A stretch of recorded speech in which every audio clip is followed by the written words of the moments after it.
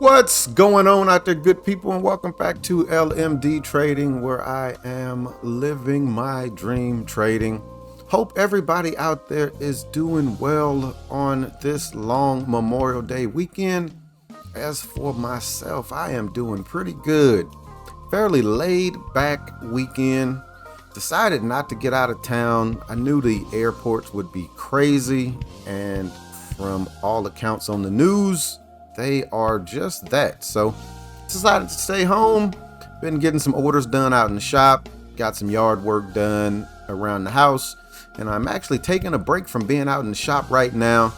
Ended up sitting down at the desk, working on a cheat sheet that I am putting together for when I'm trading futures.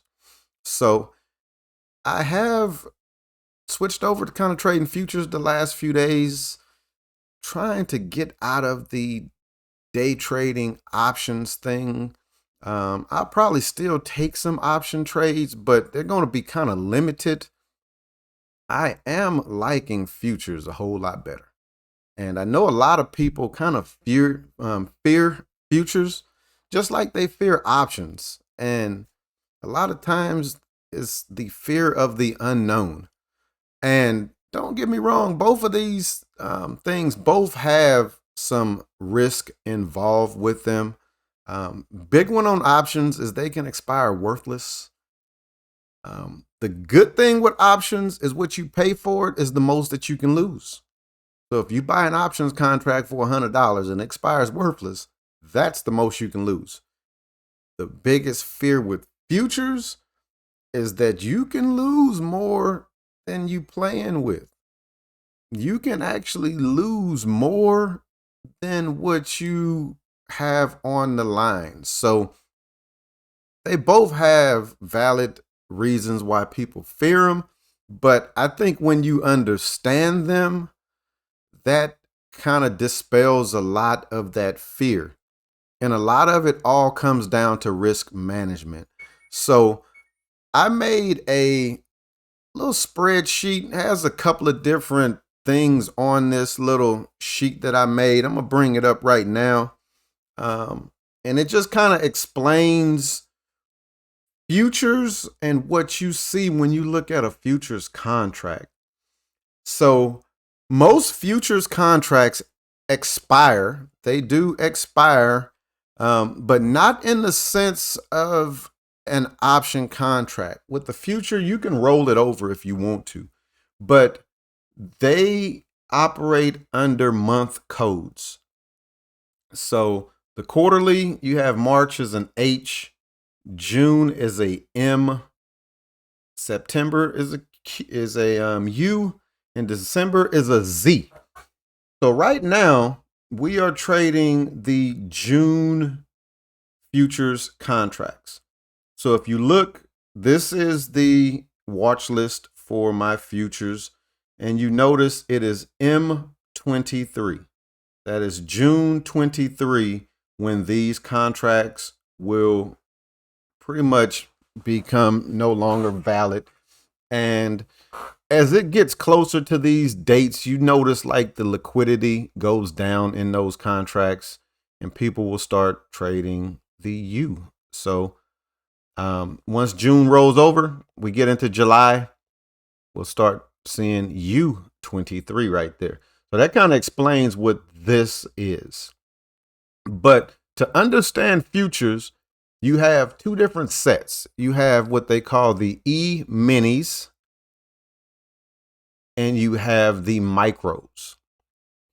If you are just getting into futures and you have a small account, you would want to be trading the micros. In this table that I've made, you see I have 4 with the M in front of it. The M signifies micro. ES is for the S&P. NQ is for NASDAQ. 2K is for the Russells. And YM is for the Dow. Now, you notice the Dow, micro, and then you notice I have a Dow down here without the M. That's the E mini for the Dow. But let me explain this table real quick for you before we go any further. First column here is just the index. We just went over that. This is the symbol. We've gone over that. The tick value is for every tick on the chart. So most stocks trade with like a penny. Think of the tick as a penny.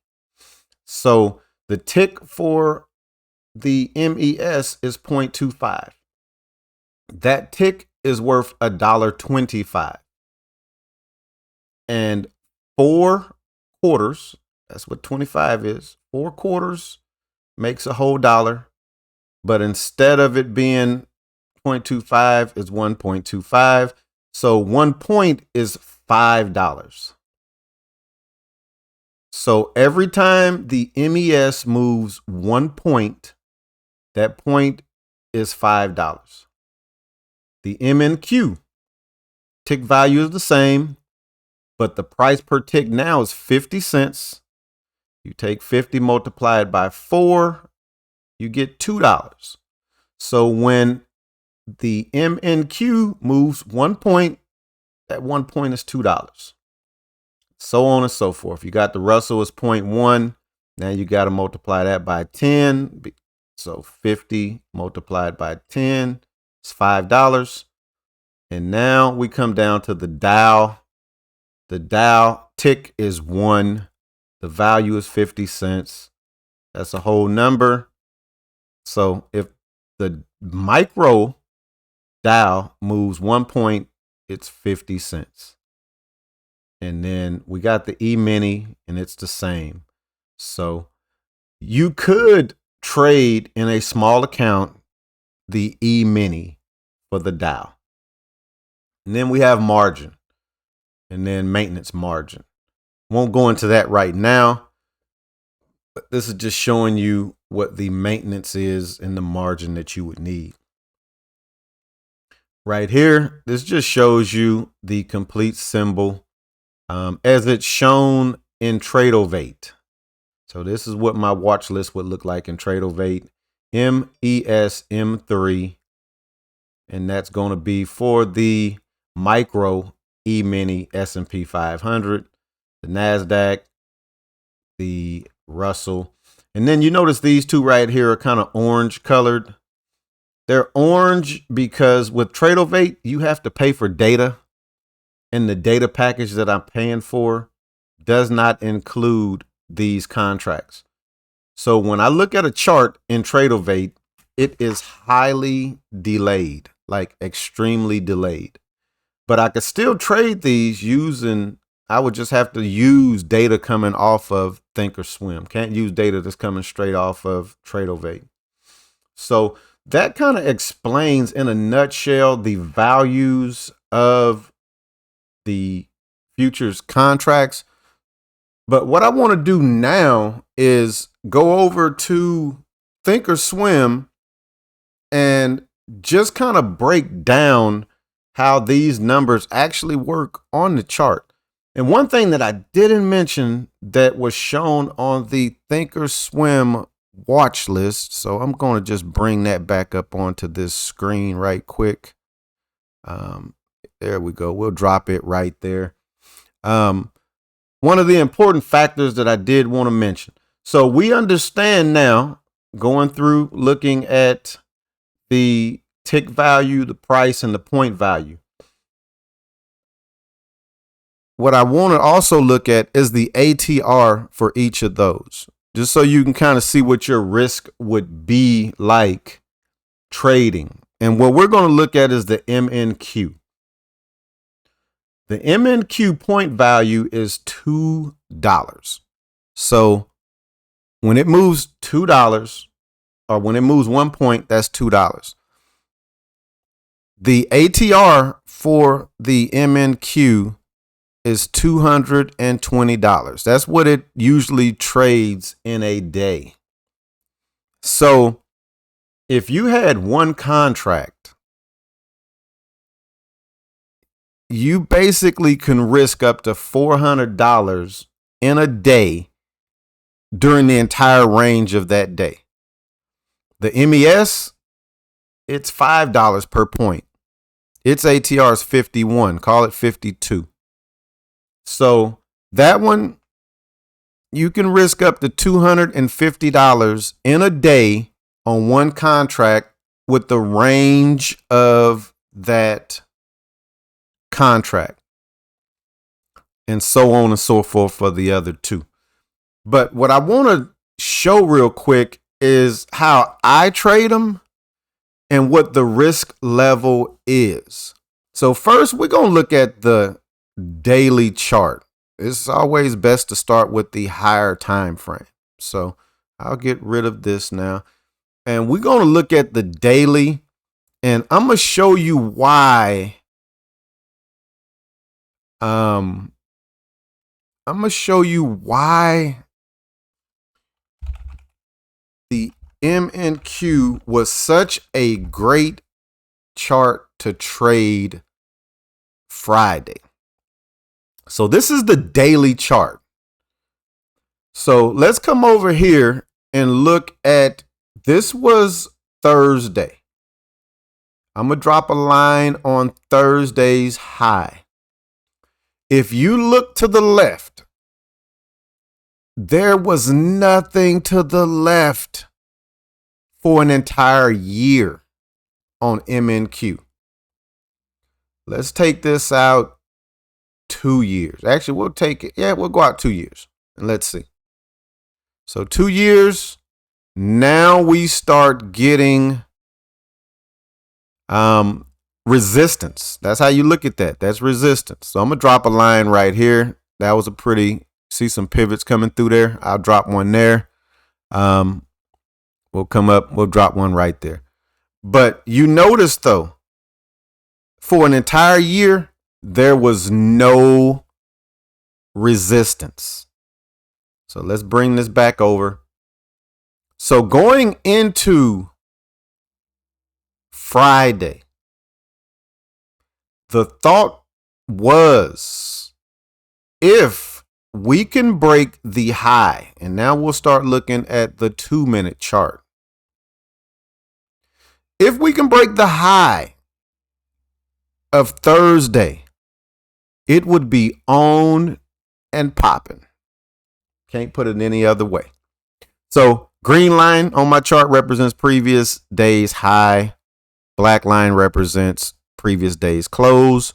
Broken gold, VWAP, green, fast moving average on this particular chart is set to 10. It's reddish looking line. Slow moving average, 20. My strategy with this particular chart setup is, if the green is over the red, I'm looking for a reason to take a long trade. Opposite, green below the red, I'm looking for a reason to take a short. So we see market opens at 9:30. Futures trades all the time pretty much though, but the standard market opened at 9. You notice I had a line right here. This was pre-market high. So going into Friday morning, once the NQ or MNQ got above pre-market high, there was nothing to the left to keep this trade from not going higher. So let's look at the first entry that could have been taken. And this could have been taken at 9:32. Actually, I'm sorry. I would have wanted to take this at 9:34. I would have wanted to take it on this one. So I would have highlighted that candle there. It's going to tell me that the high of that is 14.046. The low is 14.02125. This candle has a range of 24.75. I'm getting that from right up there when I moved it back over. So that's telling me that this candle has a range of 25 points. We know that a MNQ point value is $2. So in this particular trade, you would be risking $50 with an entry when it breaks the high and you put your stop below it, this thing rips afterwards, literally. So 20, call it 25-point risk. You need 50 to hit target. You would need this to go to, call it 14,100.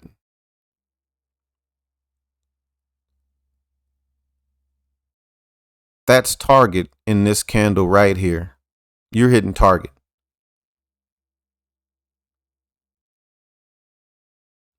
Another good entry would have been when this pulled back to the 9 moving average. Looking for this to break that one. So I'm going to highlight that candle right there. Now this candle has a range of 18. 18 times 2, 36. You're risking $36. Entry, stop. You entering it at 14,120. You need it to go 36. So you need 14,156. 14,156. That's this candle right here. You're hitting target. And you just keep looking for reasons. Now, coming through here, it didn't give you any more opportunities. None. It just kind of ripped. This came back down. And the reason why I like this stack is because the 9 is fast. It's going to give you the first line of defense. And then this 20, the slow, will give you the second line. We see that it caught support off of that, kind of chopped around. Gives you a W right here. You could take this trade right here. Let's look at that one. This one has a range of 13.75. Call it 14. This trade, you would be risking $28 with an entry right there. For me, I would be a little worried about this pivot right here. But you can actually use that as your target, and that's 2-to-1 in that trade. And we see it does work. You saw I had to go out over 2 years to drop this line on the chart. Notice it kind of acted as a little bit of resistance, but then it came and it acted as support. So that's the importance of looking out there to the left to find those areas of support and resistance. But you get another like breakout right there that you can kind of take getting in. But once this kind of made this move right here, it kind of stalled out. But let's keep looking and see what it does. I'm going to remove that just so we're looking at lines. But notice how I just dropped that based on this area right here. Notice how it's using that support right there. So again, we had some chop. Green got below the red. You can look for opportunities, but I would want to see a couple of lower lows, lower highs. We didn't get it. Green back above the red. Now I'm looking for a reason to go back long after I done got a couple of tests. These trades up in here were money. I was trading MNQ pretty much all day. You could have got in off this candle right here. The range on that is 6.75. Call it 7 points. That's a $15 risk right there. Entering at 14,327.25. Again, 7 points. You needed to go 14 points. So you need this to go about 14,345. You hitting target right there, 2R, before you get this pullback, and you could take another entry right there. Again, fast moving average, slow moving average, acting as that secondary line of defense. Highlight that candle right there. Range of it is 12 points. That's a $24 risk. Entering there, putting the stop down below it. You need that to go 24 points, entering at 343. 20, so call that 368.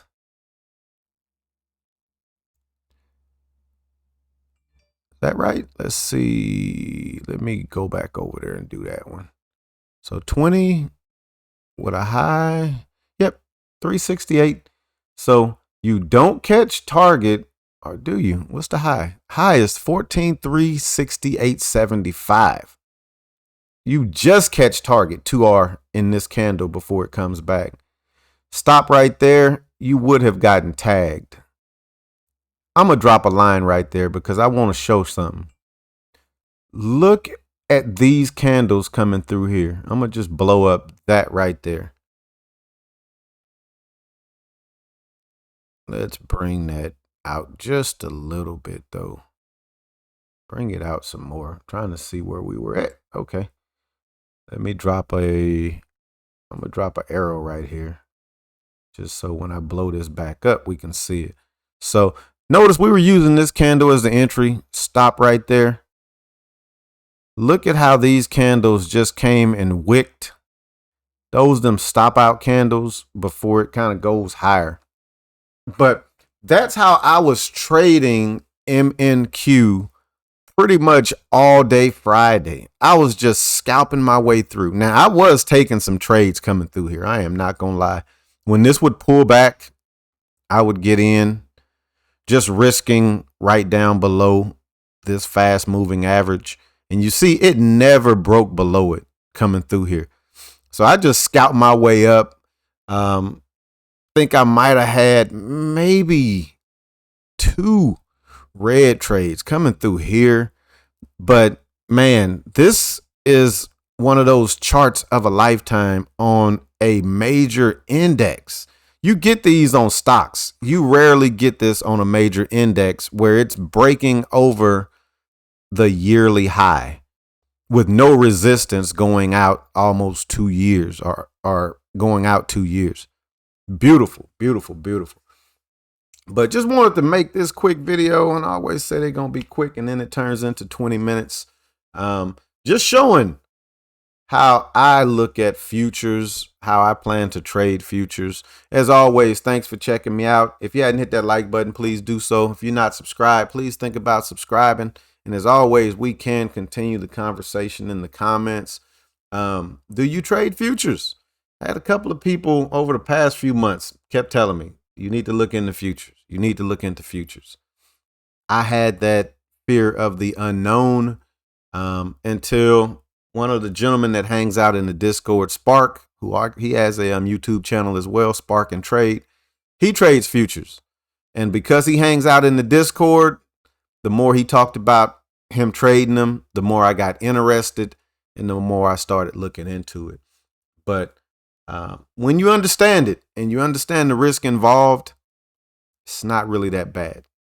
Key thing, have a trading system that's actually making money, that you can see that it's making money, and then establish your risk. Know what your risk is going to be as you go into a trade and know what the max is that you can lose. Make sure you put those brackets in. Last week, we had a couple of people in the Discord, their power went out and things of that sort. So if you don't have brackets in and you don't have a backup plan, meaning like you can get on your phone real quick to get out of a trade, trying to call your broker to get out of trade, you can do that, but it's going to take you a little bit of time. So just having those brackets in early. And even if you don't want to have a bracket in where you're going to actually stop out at, I think it's still smart to put a bracket in, maybe 2 times your risk. Let's say you're risking $25. Just put a hard stop in at 50. Because again, if your computer goes out and you're not able to get back onto the computer, that stock could just flush out of nowhere. We've seen it happen. And you get back online and you might be down 100 points when you was only risking 25. That's how you can blow up your account. So it's always best to go ahead and put those brackets in, put that stop in. You don't want the target up there, you can take that out. Me having a target in on the Qs Friday cost me quite a bit of money, because you got to remember the Qs trades just like the NQ.